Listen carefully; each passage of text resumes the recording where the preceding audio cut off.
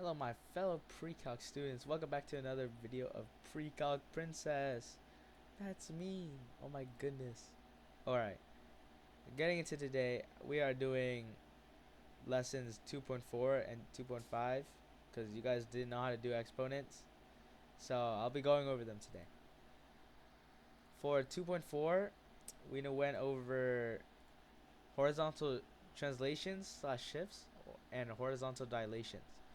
And how you know it's a horizontal shift if it's plus oh, plus or minus, and if it's plus it goes left, and then if it's minus it goes right. So you should know that if you did algebra 1.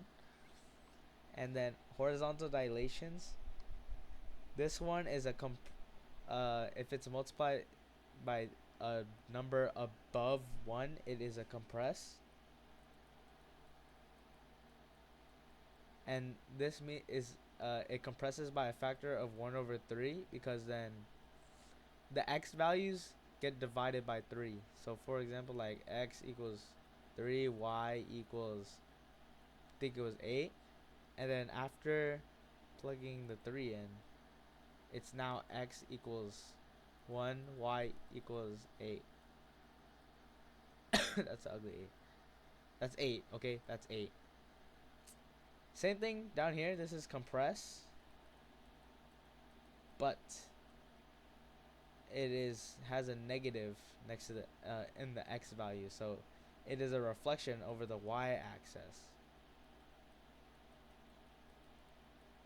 But if the negative is outside, it is a reflection over the x-axis. And then this one here, right here, it is a fraction in the exponent's place. So then, if the number is below the value of 1, it is a stretch.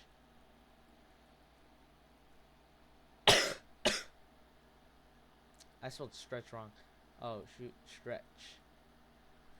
Yeah, this looks right. By a factor of 3. So then, basically, what that it's the same thing. How you multiply 1/3 into x, but instead you're multiplying 3. So then, like, x1 equals 1, y equals 1, times it by 3. So then x times the x value by 3. So then x equals 3, y equals 1. So only this changes. For this one, I mean, yeah, they both change, but you get the idea. uh, so let's get into some practice problems. So here, this question, we want to get 16 into 2. You know that 2 to the 4th is 16. So if you work backwards, 16 1 over 4 should equal 2, but we don't want to equal it to 2. So it is 16 1 over 4 times the x, and we get 16 1 over 4x. So then this is a horizontal dilation by a factor of 4, or you could say a horizontal stretch by a factor of 4. Over here, it wants us to put f of x into g of x and solve for g of x. So then g of x equals to f x multiply 125. Another way to write 125 is 5 over 3. Put that in your calculator and it'll be true. So then it's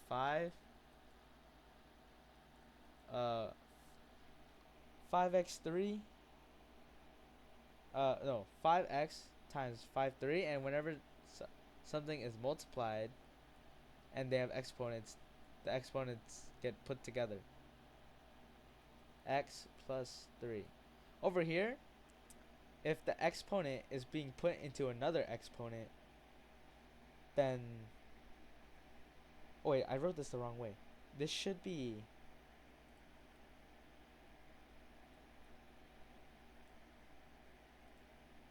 1 over 4, and this should be x. So then the 1 over 4 gets put into the x. It's becoming 1 over, over x. So if an exponent is put into an exponent, they multiply together. If an exponent is being multiplied, if a number with the exponent is being multiplied to the same number in the exponent, then they get added or subtracted together. So then you get 5x times 5 to the third power. It should be 5x plus 3, which means it's a translation of 3 to the left. So horizontal shift 3 units left. This last one, it's like the same thing.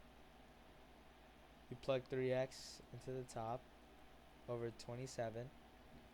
Another way to write 27 is 3 to the power of 3. But you can't have 3x divided by 3 thirds. So you're going to have to reciprocate it over to the, on the top. So then that is, or, yeah. And then that is 3x times 3 to the negative third power. Since we reciprocated over from division to multiplication, the exponent becomes negative. So then that equals 3x minus 3, which is a horizontal shift 3 units to the right.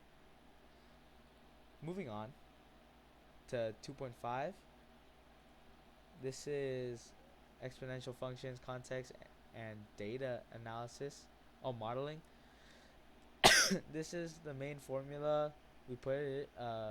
We have to find, or plus k for extra. To solve for these, we have to find the ratio, or b, like I did over here. You plug in the values from the table. So for example, you take a, b, 0 plus k, and then you plug it in, and you take another one for the next step, system of equations, ab1 plus k, and then whatever you get from this table, you plug it in, plug in the values to get your value, or to get your leftover variables.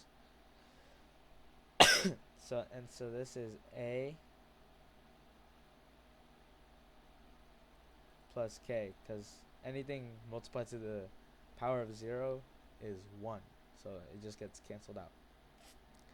Over here, R1 is 16, so that's a16 plus k. I don't have any room. I have another practice problem just like this, so I'll be doing that on the next one. For you solve these, it depends on what question it's asking. I'm only doing the manual, the one if it asks for this formula. The calculator one, I can't do it on here because I can't show my calculator, but comment down below if you want me to show you how to do the calculator version. I'll maybe record a video this week. So moving on to the next, to the practice problems. Here we have a new table. So first we have to find the common difference between these. 9, 4, that's 9. Between 13 and 49 is, hold on, I'm on my calculator.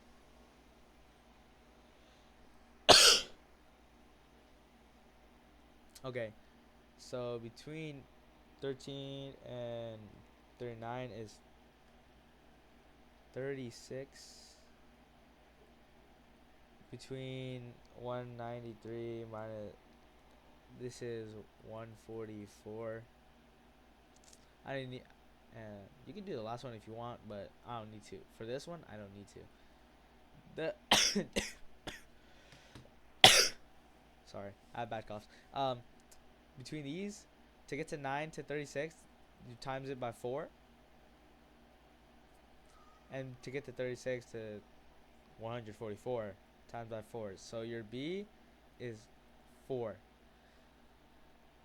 So let's set up our two equations that we're going to use for system equations. A, B, 0 plus k, a b1 plus k. Plug in values. b0 gets canceled out because it's 1, so that's a plus k. Or no, I sorry.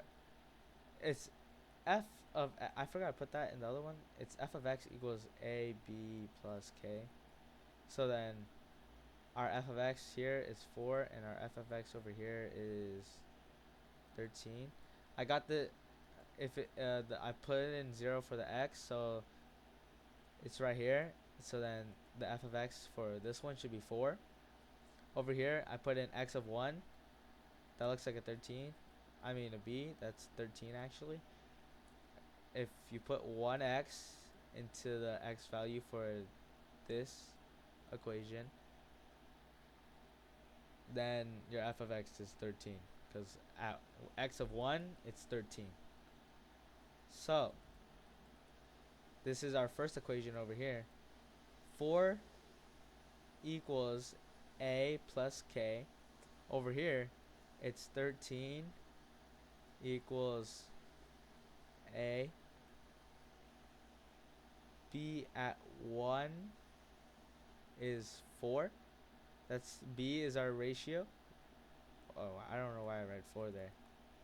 That's b. 4 is our b to the power 1, so it's still 4 plus k, which makes it a 4 equal 13 plus k. And now we do our system of equations. First equation over the second equation. So 4 equals a plus k, and then 13 equals 4a plus k.